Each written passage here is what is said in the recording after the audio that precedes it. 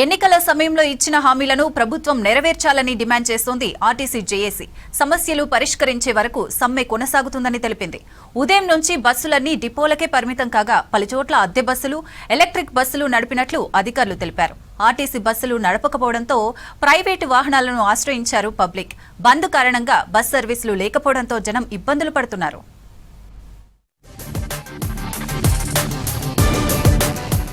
రాష్ట్ర వ్యాప్తంగా ఆర్టీసీ కార్మికులు సమ్మె చేపట్టారు. డిమాండ్లు పరిష్కరించాలని ఆందోళన బాట పట్టారు. డ్యూటీలకు వెళ్లకుండా డిపోల ముందు బైఠాయించారు. దీంతో బస్సులన్నీ డిపోలు, బస్టాండ్లకే పరిమితమయ్యాయి.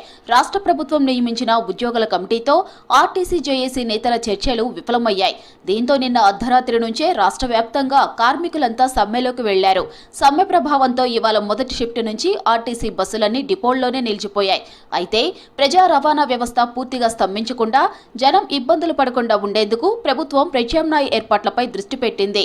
ఎలక్ట్రిక్ బస్సులు, అద్దె బస్సులను నడుపుతున్నట్లు తెలిపారు అధికారులు.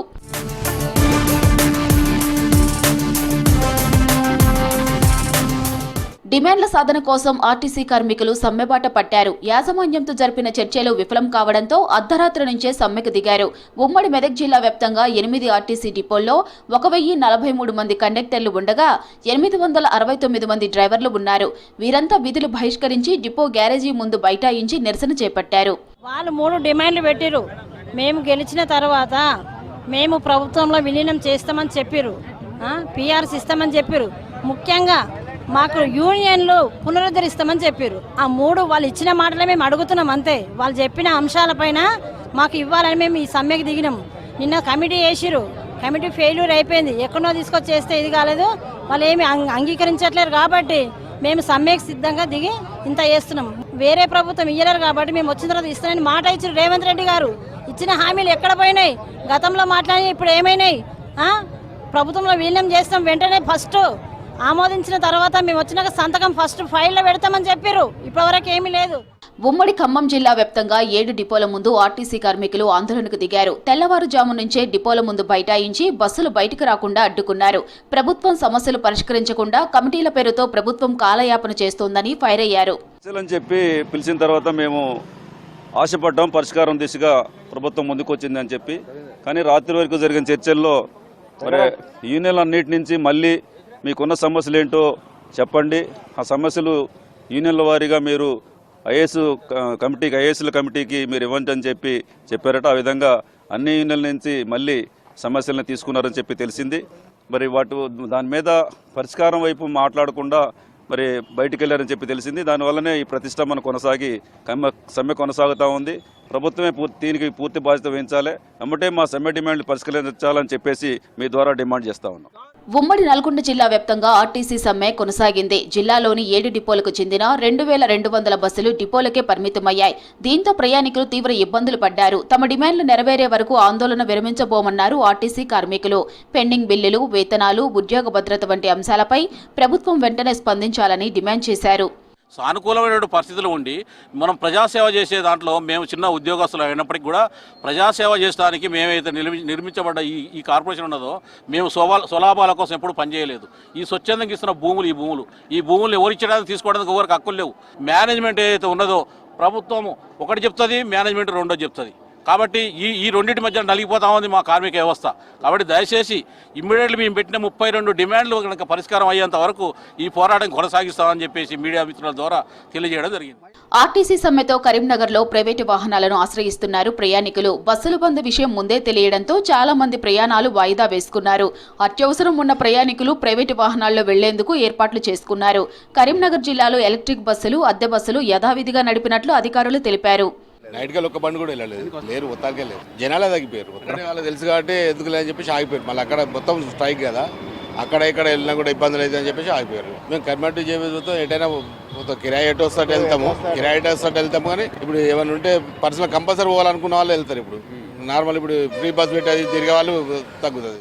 కరీంనగర్ జిల్లా వ్యాప్తంగా ఆర్టీసీ కార్మికుల సమ్మెతో బస్సులు డిపోలకే పరిమితమయ్యాయి. కండక్టర్ లేకుండా అద్దె బస్సులు నడుపుతున్నారు అధికారులు. ఈ బస్సుల్లో జెంట్స్ కూడా టికెట్ లేకుండా ప్రయాణం చేశారు. అయితే పురుషులకు ఎలాంటి ఫ్రీ ప్రయాణం లేదంటున్నారు కరీంనగర్ ఆర్ఎం. ఎలక్ట్రిక్ బస్సులు హైదరాబాద్ వెళ్లే బస్సుల్లోనే టిమ్ సిస్టమ్ ద్వారా డ్రైవర్లే టికెట్లు ఇచ్చారు. అవుట్సోర్సింగ్ ద్వారా కొంతమంది కండక్టర్లను తీసుకున్నారు. బస్సులు నడవకపోవడంతో గ్రామీణ ప్రాంతాలకు వెళ్లే ప్రజలు తీవ్ర ఇబ్బందులు పడ్డారు. వెయిటింగ్ చేయటి 2 hours అవుతుంది. వేములవాడ పోదామంటే ఏం బస్సులు వస్తలేవు. వచ్చిన బస్సులు డిపోలకి వెళ్ళిపోతున్నాయి. చాలా ఇబ్బందిగా ఉంది ప్రయాణికులకు కూడా. అసలు వేరే మార్గంలో కూడా పోవడానికి ఏం అవకాశాలు లేవు. లాంగ్ పోవాలి కాబట్టి అటు అదే ఇబ్బంది పడతారు జనాలందరూ. ఒకటి నాన్ స్టాప్ సిరిసిల్ల వచ్చింది అంతే, ఇంకా ఏం రాలేదు. ఇంకా వేములవాడ అట్లా ఏం రాలేదు. మేము హుజరాబాద్ నుండి వస్తున్నాము. ఒక్క బస్సు ఇంతవరకు లేదు. 2 గంటల టైం అవుతుంది. మరి పేపర్కో టీవీలో ఇచ్చినా కూడా మేము బంద్ అయ్యేటోళ్ళము. ఇక్కడికి వచ్చిన తర్వాత ఇప్పుడు 2 గంటలు అవుతుంది, బస్సు లేదు ఇంతవరకు. అసలు ఇంతవరకు బస్సే రాలే, మేము వస్తలే రాలే. 2 గంటలు అవుతుంది. కార్మికులు సమ్మె చేయడంతో వరంగల్ బస్ స్టేషన్లు బోసిపోయాయి. సమ్మె విషయం తెలియక బస్టాండ్లకు వచ్చిన ప్రయాణికులు ఇబ్బందులు పడ్డారు.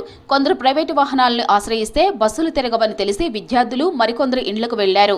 అయితే అద్దె బస్సులు, ఎలక్ట్రిక్ బస్సులతో ప్రత్యామ్నాయ ఏర్పాట్లు చేశామన్నారు ఆర్టీసీ అధికారులు. అక్కడి నుంచి బస్సులు లేక ఆటోలలో వచ్చాము. ఇక లిఫ్ట్లు అడగడం, ఇక్కడికి వచ్చినాక వాగ్దేవికి వెళ్ళాలి, కాలేజ్ లేదు. ఆటోకి వెళ్ళాలంటే పోస్ట్ ఆఫీస్కి వెళ్ళాలి, మళ్ళీ అక్కడ లైన్లో నిల్చోవాలి. కష్టం, లేట్ అవుతుంది కాలేజీకి.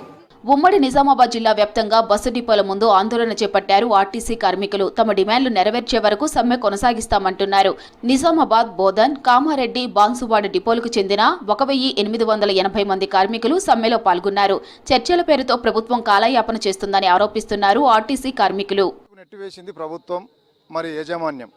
మేము గత 40 రోజుల నుంచి కూడా సమ్మె నోటీస్ ఇచ్చి అయ్యా మమ్మల్ని చర్చలకు పిలవండి, చర్చల ద్వారా మీరిచ్చిన హామీలనే మేము అడుగుతున్నాం, మేము మాయం కొత్త కోరికలు లేవు. మరి కాంగ్రెస్ ప్రభుత్వం వచ్చిన తర్వాత ఆర్టీసీని ప్రభుత్వంలో విలీనం చేస్తామన్నారు.